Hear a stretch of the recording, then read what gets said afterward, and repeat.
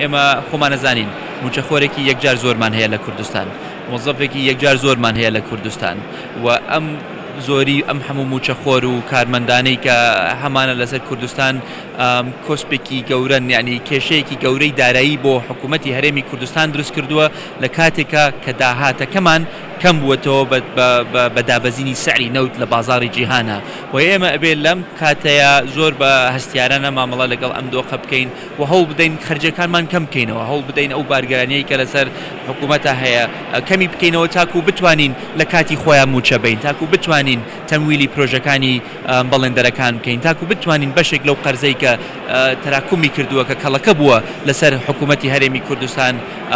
کەمی بکەینەوە بە جددی و بە حەقیقی پیاچوونەوەیەکی سەرتاسەری سیستمی حکومڕانی کوردستان بکەین بە میلاکاتەکانمانەوە، بە پێداویستی حەقیقیەکانی وەزارەتەکانمانەوە، بە نەهێشتنی بندیوارەکانمانەوە، بە کەمکردنی ئەو ڕێژەی کەسانەی کە دوو موچە وەرەگرن کە ئەمە کێشەیەکی گەورەیە، کێشەیەکی ئاڵۆزە، کێشەیەکە کە پێویستی بە هەماهەنگی هەموو وەزارەتەکانە و هەر ڕەنگ بێت لە هەندێک شوێنە ئازاری هەبێ بەستڵنیا ئەەکەین هەر هەنگاوێکە ئێمە عینین بەرەو چاکسازی بۆ حکوومەتی کوردستان لە پێناوی بەرژەوەندی کۆمەڵانی خەڵکی کوردستانە بێ و هەوڵێن بە هەموو هەوڵێکەین بۆ ئەوەی خەڵکی کەم دەرامەت و چینە هەژارەکانە بپارێزین و کوردستان ئابووری کوردستان بخەینە سەر ڕێچکەیەکی دروستەوە.